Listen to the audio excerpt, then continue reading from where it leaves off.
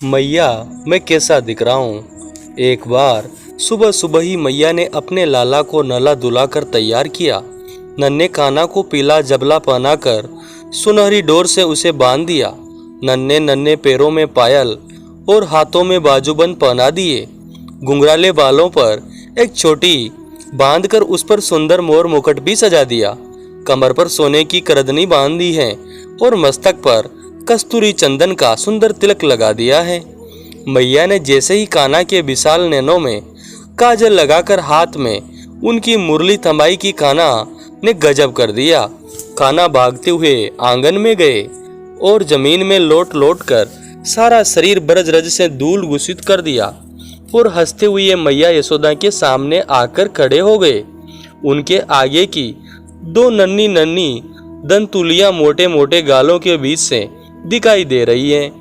कान्हा जी को इस अद्भुत और अलौकिक मोहनी छवि पर ही सूरदास, हरिदास, रसखान और न जाने कितने रसिकों ने अपना सारा जीवन न्योछावर कर दिया है।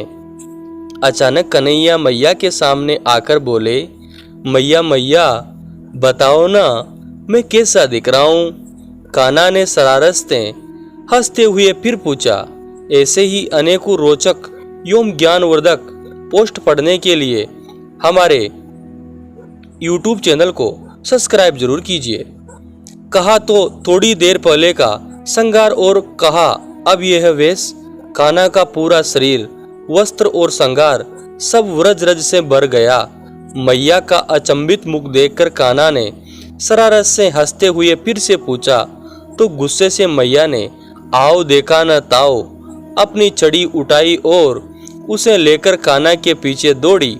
अभी बताती हूँ कैसा दिख रहा है। सुबह से अपना सारा काम काज छोड़कर तेरे श्रृंगार करने में लगी हूँ और तू माटी में लौट के पूछ रहा है कैसा लग रहा हूँ। मैया फिर बोली, बाहर देखो, गोपियाँ तेरी एक झलक पाने के लिए अपने घर के सभी कार्य को छोड़कर न जाने कब से खड़ी हैं और तू मिट्टी में लौट पोट कर खड़ा हो गया। आकर तेरी शरारत से तो ऐसा लगता है ये है कि पिछले जन्म में सुअर होगा। सुअर।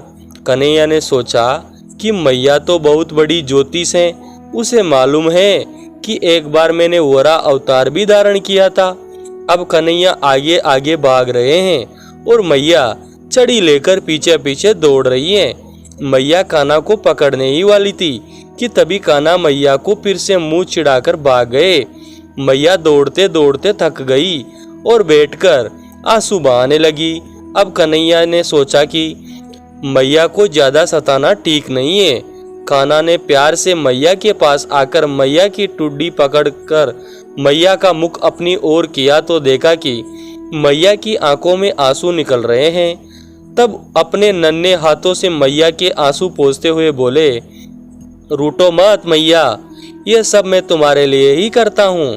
मैया बोली, तू मेरे लिए माटी में लौटता है, तुझे क्या मिलता है मुझे ऐसे सताने में। अब कन्हैया बड़े मासूम और बड़े भोलेपन से अपनी तोतली भाषा में कहते हैं, देख मैया, तू मुझे बहुत ही सुंदर श्रृंगार करती है, लेकिन अगर इतना सज धज कर मैं गोपियों के सामने जाऊंगा ना तो न जाने गोपियां मुझे कितनी नजर लगा देगी, और अगर मैं बीमार पड़ जाऊं तो फिर तुम रो रो कर मुझे कभी किसी वेद के पास तो कभी किसी बाबा के पास लेकर घूमती रहोगी।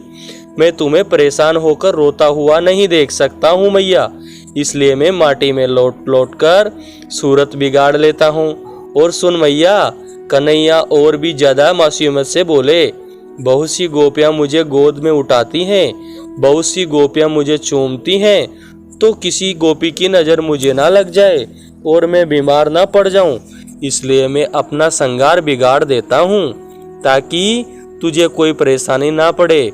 मेरी बोली मैया। कान्हा के तोतले वचन सुनने तो मैया के हृदय में गुस्सा फुरफुर हो गया और हृदय प्रेम से फूला न समाया।